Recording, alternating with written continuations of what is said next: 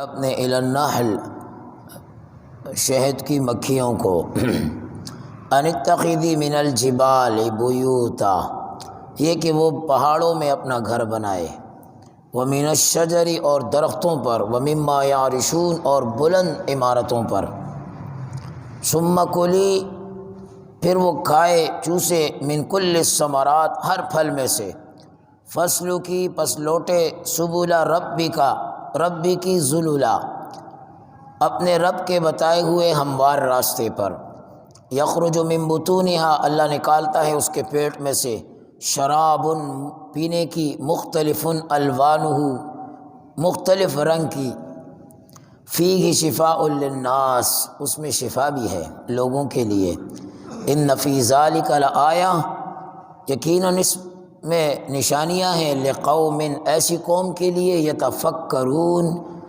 جو فکر کرے، سوچ کرے۔ ما قبل آیات میں ہم نے پڑھ لیا، اللہ رب العالمین نے آسمان سے بارش کو نازل کیا، نشانی بتلائی، پھر اللہ رب العالمین نے چوپایوں کے متعلق ذکر کیا کہ دیکھو چوپایوں کے اندر ایک طرف گندی گوبر کی نالی، دوسری طرف خون کی نالی، بیچ میں اللہ دودھ کی نالی کو چلا رہا ہے، یہ اس کی قدرت کی نشانیاں۔ اور پھر فرمایا کہ دیکھو کہ وہ اونچے لمبے دڑنگے درخت کھجور کے کہ جہاں اوپر پانی پہنچانا کسی کے بس کی بات نہیں ہے، نیچے جڑ سے اللہ اوپر اتنی اونچائی پر اس کو تازہ کر کے اور بہترین خوشے، بہترین انداز سے، ترتیب سے، نہ وہاں کوئی بندہ نہ بندے کی ذات، کچھ بھی نہیں، قدرت کی کاریگری خود بخود آٹومیٹک چل رہی ہے، اور انگور کے خوشے کس بہترین انداز سے بنا رہا ہے۔ اگلی اس آیت کے اندر اللہ فرما رہا ہے وَأَوْحَىٰ رَبُّكَ إِلَى النَّحْلِ کہ وحی کی یعنی حکم دیا اللہ رب العالمین نے۔ اس صورت کا نام بھی نحل میں نے ابتدا میں بتا دیا تھا۔ شہد کی مکھیوں کو ان اتخذ من الجبال بیوتا، پہلا حکم کیا دیا کہ وہ گھر بنائے پہاڑوں میں، اونچے اونچے پہاڑوں میں۔ یہ اللہ کی حکمت ہے، اس کو میں اور آپ نہیں سمجھ سکتے۔ وَمِنَ الشَّجَرِ درختوں پر، وہ اوپر، وَمِنَ الشَّجَرِ کے بعد مِمَّا یعرشون بلند عمارتوں پر پہلا حکم دیا، اونچی جگہ پر، اس لیے کہ نیچے ہوگا تو اس شہر پر گند بلا، گرد و غبار، مٹی، دھواں، وہ شہد کہاں رہے گا؟ وہ شہد تو ایسا ہوگا جیسے یہ گلیوں میں پھر رہا ہوتا ہے، گلیوں میں لے کر پھر رہے ہوتے ہیں، کہتے ہیں تازہ شہد ہے، چینی کا شیرہ بنایا ہوا ہوتا ہے، وہ تازہ شہر ہے، کتنے کا ہے؟ 400 روپے کا، 600 روپے کا، 800 روپے کا۔ اصلی شہد کم از کم 10,000 روپے کا ہے۔ یہ سب لوکل ہیں یہاں پر جو ہے نا، اور تھرڈ قسم کی کوالٹیاں جو ہے نا۔ تو حکم دیا اونچی جگہوں پر، گاؤں دیہات والے، ہمارے پہاڑ والے وہ جانتے ہیں کہ ہر ایک اپنی اپنی بنا کر وہ رکھتا تھا کہ بھئی یہاں پر اونچی جگہ پر یہ شہد کی مکھیاں آئے اور گھر بنائیں۔ دوسرا فرمایا ثم کلی من کل الثمرات، پھلوں میں سے، پھولوں میں سے چوسے، ہر پھل۔ اب یہاں کل الثمرات کہا کہ تمام دنیا کے پھل مراد نہیں ہیں، جو مکھی جہاں پر ہے وہاں پر جو پھل اویلیبل ہوں، میسر ہوں، مہیا ہوں، ان کو چوس کر۔ پھر فرمایا فَاسْلُكِي سُبُلَ رَبِّكِ ذُلُلًا، اپنے رب کے ہموار کیے ہوئے راستوں پر واپس پلٹے، اور ہموار راستے وہ فضا میں ہوتے ہیں اوپر، اور وہ اوپر سے جتنی بھی دور چلی جائیں واپس اپنے گھر میں آ جائیں۔ اگر نیچے ہوں گے تو راستہ آگے پیچھے ہو جائے گا، پھر وہ بھول جائیں گے۔ اس لیے رب نے ان کے لیے راستہ ہموار کیا ہوا، بنایا ہوا۔ کیا رب کا اپنا ایک انتظام ہے۔ اور یہ تینوں چیزوں کے بعد پھر اللہ اس کا حقیقی ثمرہ بتا رہے ہیں۔ کیا؟ یخرج من بطونہا، پھر اس کے پیٹ میں سے ہم نکالتے ہیں شراب مختلف الوانہ، مختلف رنگ کے شہد ہوتے ہیں۔ دودھ چاہے جتنی بھی سردی پڑ جائے وہ سفید ہی رہے گا، جتنی گرمی پڑ جائے وہ سفید ہی رہے گا، لیکن اس کا رنگ تبدیل ہو جاتا ہے۔ اور بعض علاقوں میں اگر کسی پھل اور پھول کی پیداوار زائد ہے، بہت کثرت سے ہے، تو شہد میں بھی اس کی مٹھاس آ جاتی ہے، اس کا ذائقہ آ جاتا ہے۔ یہ شہد کی مکھیوں کا الگ ایک نظام ہے، اللہ اکبر کبیرہ، الگ ایک نظام ہے۔ اس میں باقاعدہ پوری ایک فوج ہوتی ہے، بڑی مکھی ان کی سردار ملکہ ہوتی ہے، اور ایسے نہیں کام کرتے ہیں۔ بڑی مکھی کے بارے میں بھی آتا ہے 3000 سے لے کر 12,000 تک انڈے دے دیتی ہے، اور جب یہ بنا رہے ہوتے ہیں، اس میں انجینئر وہ اپنے اپنے کمرے بنا رہے ہوتے ہیں، کئی سارے کمرے ہوتے ہیں اس کے اندر۔ جنہوں نے پھل چوسنا ہے ان کی ڈیوٹیاں الگ ہے، کچھ وہاں پر اسی اندر اس گھونسلے اور چھتے کے اندر جو چھوٹی ہیں ان کی پرورش میں لگی ہوئی ہے۔ اللہ کا اپنا ایک نظام ہے۔ یہ جو فرمایا نا ثم کلی من کل الثمرات، پھلوں میں سے، گندگی میں سے نہیں، اچھے پھل، صاف ستھری پھول پھل۔ یہاں تک آتا ہے کہ اگر کسی نے کسی گندی جگہ پر بیٹھ کر اس کو چوسا، دوسری مکھی نے دیکھ لیا، وہ آ کر ملکہ کو شکایت کر دیتی ہے، اور اس کا جرم ثابت ہو اسی وقت اس کو ختم کر دیا جاتا ہے۔ کیا قدرت کا نظام ہے۔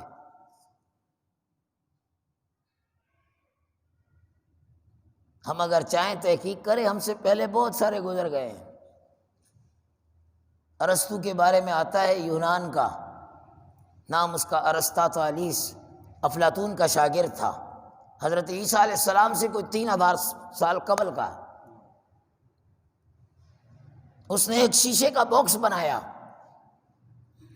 اور شیشے کا باکس بنا کر وہ کہتے ہیں میں دیکھوں تو صحیح یہ بناتے کیسے ہیں، یہ شہد کی مکھی کرتی کیا ہے، یہ شہد بنتا کیسے ہے۔ اور اس نے جب کیا، جب شہد کی مکھیاں آئی تو انہوں نے پہلے چاروں طرف سے شیشے کو موم کیا، کیچڑ لگایا، اور سب دھندلا کر کے پھر اس کے بعد اندر وہ ہار مان گیا، تیرے سامنے وہ شہد نہیں اگلے گی۔ پورے شیشے کو مکھیوں نے اندر سے موم کے ساتھ لیپ دیا، مٹی لگا کر کیچڑ لگا کر بالکل پیک کر دیا۔ اس کے بعد اندر کیا ہو رہا ہے وہ رب العالمین جان رہا ہے، وہ رب العالمین جانتا ہے۔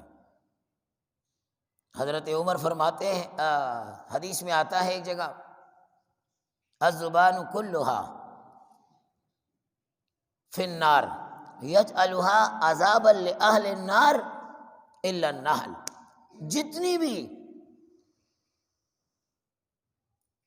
تکلیف دینے والی یہ جاندار ہیں، ایذا دینے والے، یہ جتنی بھی مکھیاں ہیں، فرمایا یہ سب کی سب جہنم میں جائیں گی، اور جو جہنمی ہوں گے ان کے اوپر اللہ ان کو مسلط کرے گا، سوائے شہد کی مکھی کی، کہ اس کو اللہ رب العالمین وہاں نہیں بھیجے گا، وہاں نہیں بھیجے گا۔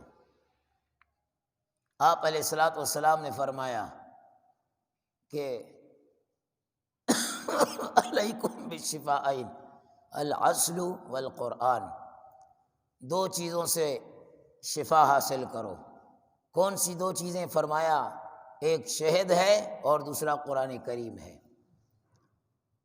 قرآن کریم ہے، ہم مشکوٰۃ شریف پڑھ رہے ہیں صبح فجر، صبح میں، تو کل سے قرآن کریم کی فضیلت کے متعلق آیا مختلف، کل سورہ فاتحہ آیا کہ وہ اس میں اللہ نے کتنی شفا رکھی ہوئی ہے۔ آپ علیہ الصلوۃ والسلام نے فرما دیا بیمار پر پڑھ کر دم کرو، اللہ تعالیٰ شفا دے گا۔ میں نے آج بھی صبح عرض کیا کہ ایک انسان کسی کو گالی دے دے تو دوسرے کا رنگ اڑ جائے گا کہ نہیں؟ اور اڑے گا کیوں؟ غصے میں یا محبت میں؟ غصے میں نا، کہ بھئی اس نے کیا کہہ دیا۔ تو جب اس ایک چھوٹے سے جملے کی اتنی تاثیر ہے تو جو بندہ قرآن پڑھے گا اس کی کتنی تاثیر ہوگی، اس کا کتنا اثر ہوگا، اس کے لیے یقین ہونا چاہیے، اس کے لیے ایمان ہونا چاہیے۔ صحابہ اکرام کا ایک لشکر گیا، ایک جگہ جا رہا تھا، جو وہاں کا قبیلہ تھا اس کے سردار کو سانپ نے ڈس لیا اور وہ تڑپ رہے تھے، وہ پریشان تھے کہ کیسے اس کا تریاق کیا جائے۔ بالآخر وہ یہاں پر آئے صحابہ کے پاس اور کہا کہ بھائی آپ میں سے کچھ ہو، کوئی جھاڑ پھول کرے، کوئی دم درود کرے۔ ایک صحابی اٹھ کر چلے گئے اور انہوں نے دم کیا، اللہ نے اس کو صحت دے دی۔ اس نے پتہ نہیں کتنی ساری بکریاں، حدیث میں آتا ہے، حوالے کر دی۔ یہ قرآن کا اعزاز ہے، پڑھنے والے کا اکرام ہے۔ یہاں تو ایک قرآن پڑھوا لیتے ہیں، ابھی بریانی آئی نہیں ہے یا کھانا آیا نہیں، کہتے ہیں کہ یار مولوی صاحب اگر دوسرا قرآن ختم ہو جائے جو نا، یہ بچے کمپیوٹر ہیں جو نا، شرم ان کو نہیں آتی۔ کئی ایسا ہوا، ایک دفعہ تو ہمارے بچے کہیں پڑھنے گئے، واپسی آئے، میں تو وہاں نہیں گیا، بعد میں بچوں نے بتایا کہ ہم نے پورا قرآن پڑھا اور انہوں نے 5 روپے والے پاپڑ خرید کر دیے، 5 روپے والے پاپڑ خرید کے دیے۔ میں نے کہا میں نہیں تھا وہاں پر کہ میں اس کو سبق دیتا جو نا۔ یہ قرآن کریم کا جب بھی توفیق ہے، آپ نے بلایا، یہ قرآن پڑھنے والے کوئی عام نہیں ہیں، اللہ کا نبی فرماتا ہے یہ جب سیکھنے جاتے ہیں، پڑھنے جاتے ہیں، فرشتے بھی ان کے پاؤں کے نیچے اپنے پر بچھاتے ہیں۔ تو جو توفیق ہے، کھانا پینا اپنی جگہ جتنا اکرام ہو سکے۔ ایک دفعہ ہمارے استاد محترم شیخ الحدیث مفتی ظفر علی خان صاحب رحمہ اللہ تعالی علیہ اتفاقاً وہاں گئے، ہم بیٹھے ہوئے حضرت کے پاس ہی وہ قرآن ایک ختم کیا گیا۔ حضرت شیخ جو ہے نا فرمایا کہ بھائی سب کو اب میں بھول گیا ہوں، کافی عرصہ پرانی کی بات ہے، 1000 یا 3,000 فرمایا سب کو دے دو، سب کو دے دو، جنہوں نے پڑھا ہے سب کو دے دو۔ تو ہم بیٹھے ہوئے تھے، تو ایک نے کہا، جو تقسیم کرنے والا تھا، کہا یہ تو مہمان ہیں، کہا ان کی برکت سے ان کو بھی دے دو، ان کو بھی دے دو۔ اکرام، اللہ اکبر کبیرہ۔ اور آج افسوس کیا معاملہ ہے۔ تو قرآن کریم سے شفا اور شہد سے شفا۔ ایک صحابی آ کر کہتے ہیں یا رسول اللہ میرا بھائی ہے، اس کو دست لگے ہوئے ہیں، آپ نے فرمایا اس کو شہد دو۔ وہ گیا، اس نے شہد دیا، دست اور بڑھ گئے۔ وہ پھر آیا، یا رسول اللہ فائدہ تو کچھ نہیں ہوا، بیماری اور بڑھ گئی۔ فرمایا اس کو شہد دو۔ وہ دوبارہ گیا، اس نے دوبارہ دیا، اس کو اور بڑھ گئے۔ وہ پھر آیا، یا رسول اللہ دیا تو صحیح، اور بڑھ گئے۔ فرمایا شہد دو اس کو۔ وہ تیسری مرتبہ گیا، دیا، اور بڑھ گئے۔ وہ پھر آیا، کہا یا رسول اللہ شہد اور بڑھ گئے۔ آپ علیہ الصلوۃ والسلام نے فرمایا صدق اللہ، اللہ کی بات سچی ہے، اللہ کی بات سچی ہے۔ کذبا بطن اخی کا، تیرے بھائی کا پیٹ وہ جھوٹا ہے، شہد دے۔ وہ چوتھی مرتبہ گیا، دوبارہ شہد دیا، اللہ نے شفا دے دی، اللہ نے شفا دے دی۔ ابن عمر کے متعلق آتا ہے کہ ان کے جسم پر پھوڑا نکل آتا یا کوئی بھی آ جاتا پھوڑے والا، تو آپ پورے اس کو لیپ دیتے شہد کے ساتھ لیپ دیتے۔ کسی نے کہا کہ یہ کیا کر رہے ہو آپ؟ کہا لیپ دیتا ہوں، اللہ تعالیٰ سے شفا دے دیتا ہے۔ انا عند ظن عبدی بی، حدیث میں بھی آتا ہے جو جیسا گمان اللہ کے ساتھ کرے گا اللہ ویسا ہی معاملہ اس کے ساتھ کریں گے۔ جب تیرا گمان کچا، تیرا یقین کچا، تیرا عقیدہ کچا، فائدہ کہاں ہوگا؟ فائدہ کہاں ہوگا؟ جب یقین کامل ہے، گمان سچا ہے کہ بھئی اللہ نے شہد میں شفا رکھی ہے، آپ یقین جانیے آتے ہوئے بالکل ہمت نہیں تھی بات کرنے کی، بالکل۔ میں نے جب یہ پڑھی آیتیں تو میں بھی شہد کھا کے آیا، میں نے بولا انشاءاللہ درس دیں گے، اللہ تعالیٰ رحم فرما دیں گے۔ اللہ صبح کے وقت میں شہد کو چاٹنا ہے، یہ چمچ نہیں 3 انگلیاں فرمایا ایسے کر کے، ایک دفعہ، دوسری دفعہ، تیسری دفعہ۔ مفسرین نے یہ طریقہ لکھا ہے، ہمیں ہمارے استاد نے یہ طریقہ بتلایا، چمچ کے ساتھ لے رہے نازک لوگ، اور وہ لیتے بھی بالکل ہلکا سا، کہیں بڑھ نہ جائے، کہیں یہ نہ ہو جائے۔ اللہ اکبر کبیرہ۔ آپ شوگر کے مریضوں سے پوچھو، اگر میٹھی چیز کھا لے شوگر بڑھ جاتا ہے، لیکن شہد کھانے سے شوگر نہیں بڑھے گا انشاءاللہ، اس میں اللہ نے شفا رکھی ہوئی ہے، شفا رکھی ہوئی ہے۔ ایک مہمان کسی کے پاس چلا گیا، وہ میزبان شہد کھا رہا تھا، اس وقت روٹیاں رکھی ہوئی تھی روٹی کے ساتھ، تو اب مجبوراً اس نے کہا کہ بھئی آپ بھی بیٹھ جائیں، کھائیں۔ بیٹھ گیا جناب، جو میزبان تھا وہ اتنی سی روٹی لیتا بڑی سی، اور تھوڑا سا شہد یوں کر کے یوں کھاتا تھا۔ مہمان جو ہے وہ سیدھا سادہ تھا بیچارہ، اس نے ایسی روٹی تھوڑی اور ایسے شہد میں گھما کر ایسے کھایا۔ اب میزبان کا دل جو ہے نا، بھئی یہ تو سارا شہد کھا رہا ہے۔ تھوڑی دیر 1-2 لقموں کے بعد میزبان نے کہا کہ مہمان سے زیادہ شہد کھانے سے جو ہے دل جلتا ہے۔ اس نے کہا ہاں جلتا ہے، لیکن میرا نہیں، آپ کا جلتا ہے، میرا نہیں جلے گا، تکلیف آپ کو ہو رہی ہے، میں تو کھا رہا ہوں۔ تو شہد کے اندر اللہ نے بڑی برکتیں رکھی ہیں، اور یہ باتیں آپ کو کہیں بھی نہیں ملیں گی، کہ ایسے ماحول میں ملیں گی، کہیں بھی چلے جائیں ایسے ماحول کے اندر، وہاں پر یہ باتیں آپ کو ملیں گی۔ ترجمہ بھی اٹھائیں گے تو صرف پڑھتے ہوئے نکل جائیں گے کہ بھئی یہ ایسی بات تھی۔ تو اللہ تبارک و تعالیٰ نے اس شہد میں بہت شفا رکھی ہوئی ہے۔ حضرت علی رضی اللہ تعالیٰ عنہ وہ کیا کرتے تھے؟ قرآن اور شہد دونوں کو ملاتے تھے، اور ساتھ کیسے؟ قرآن کی ایک آیت کسی برتن میں لکھ لیتے تھے، ایک آیت قرآن کی، پورا قرآن باعث شفا ہے، اور پھر شفا والی آیات اس کے اندر بھری پڑی ہوئی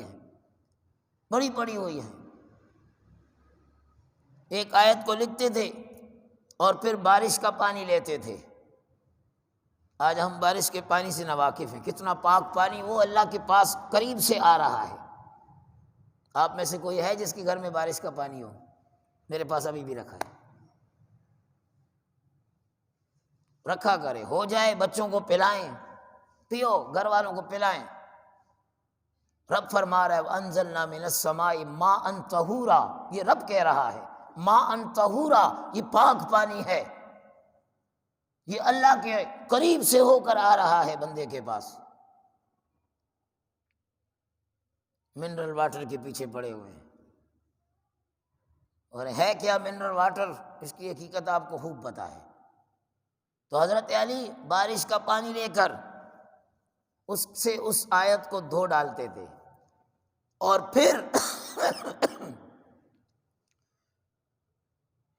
بیوی کے حق مہر میں سے کچھ پیسے لے کر اس کی خوشی کے ساتھ، زبردستی یا چوری کے ساتھ نہیں،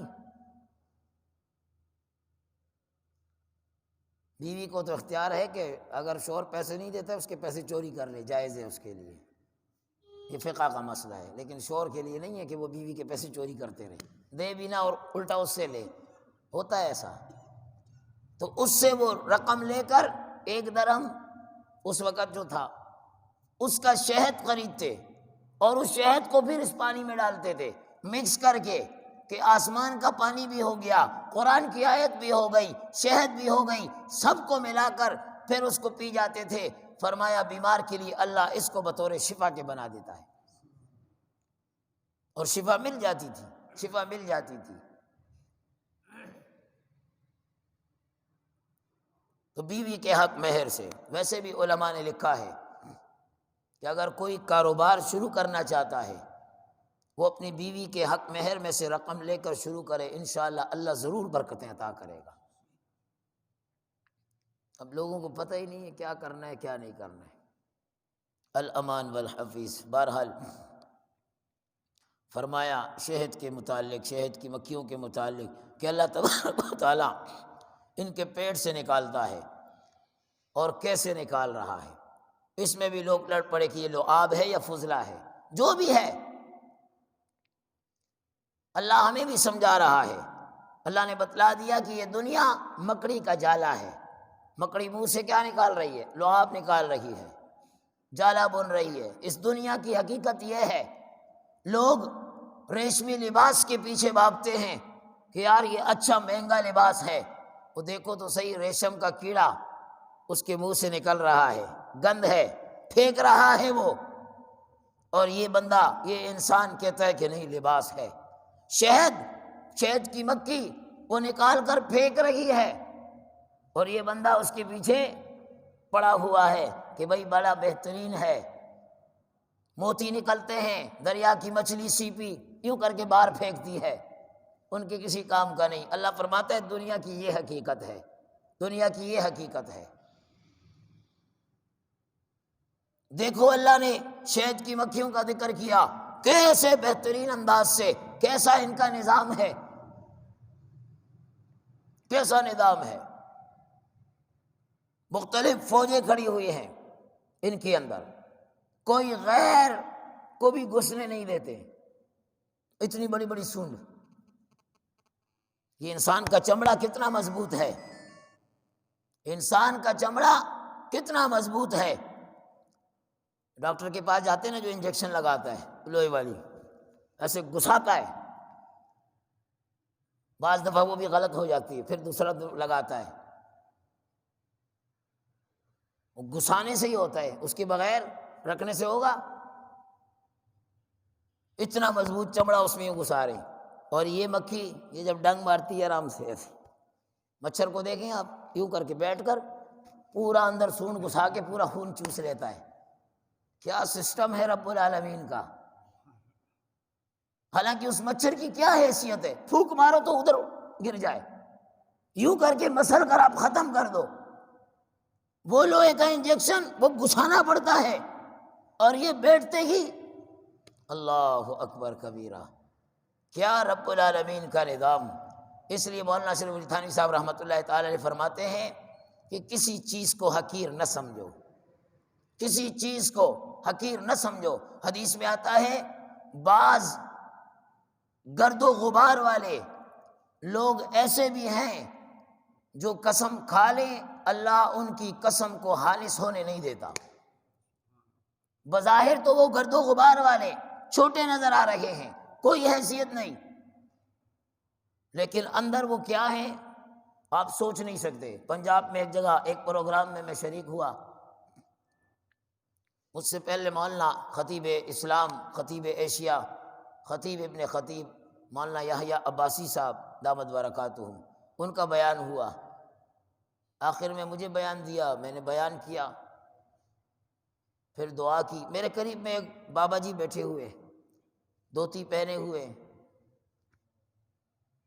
دعا کے بعد انہوں نے کہا مولوی صاحب کہاں سے آئے ہو؟ میں نے کہا کراچی سے آیا ہوں۔ کہا اچھا جی۔ میں نے کہا آپ کہاں ہوتے ہیں؟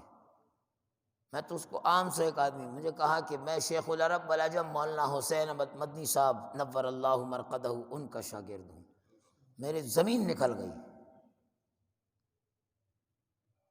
شیخ سلیم اللہ خان صاحب رحمۃ اللہ تعالی علیہ وہ بھی انہی کے شاگرد تھے۔ تو عام بظاہر کسی کی شکل و صورت پر انسان نہ جائے۔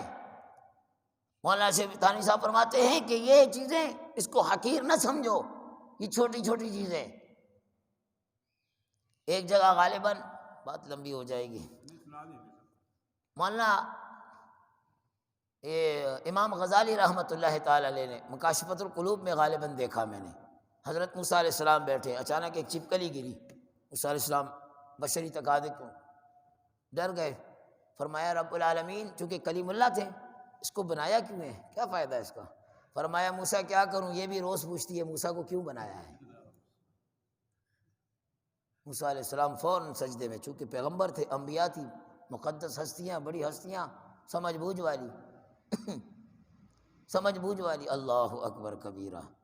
تو انسان کبھی بھی کسی چیز کو حقیر نہ سمجھے۔ اب یہ شہد کی مکھی ہے تو بظاہر چھوٹی سی، کتنا اللہ رب العالمین نے ان کا اپنا ایک نظام، ایک نیٹ ورک چلتا ہے ان کا، سوچ نہیں سکتا انسان۔ ہمارے گاؤں دیہات میں تو باقاعدہ اس کی نگرانی ہوتی ہے، آنا جانا ہوتا ہے، کوئی کسی کی چھتے کو ہاتھ نہیں لگا سکتا۔ نزاع کی حالت میں قتل و غارت گری تک بات پہنچ جاتی ہے۔ آگے فرمایا رب العالمین ان فیہ شفاء للناس، اس میں شفاء، ان فی ذلک لآیہ، اس میں نشانیاں ہیں، لقوم یتفکرون، آسمان سے پانی کا آنا، ایک قوم، اس میں سوچو تو صحیح کہ یہ کون کر سکتا ہے، یہ تمہارے دیوی دیوتا نہیں کر سکتے، یہ تمہارے پتھر اور لکڑ کے بت نہیں کر سکتے، اس کو کرنے والی کوئی ذات ہے، سوچو اس کے بارے میں، جس نے گوبر اور خون کی نالی کے بیچ میں دودھ کی نالی کو نکالا، یہ تمہارے دیوی دیوتا بت پرست تو نہیں کر سکتے، جس نے تمہارے لیے انگور اور کھجور کے خوشے بنائے، اس کے بارے میں سوچو وہ کون ہے، جس نے تمہارے لیے شہد کے اندر سے، مکھیوں کے اندر سے، ان کے لعاب میں سے ایسا بہترین میٹھا چیز بنایا جس کو کھانے سے تمہیں شفا مل رہی ہے، تمہیں برکت مل رہی ہے، اس کے بارے میں سوچو، وہ ذات ایک ہی ہے اور وہ اللہ کی ذات ہے۔ اللہ ہمیں سمجھ کی توفیق عطا فرمائے۔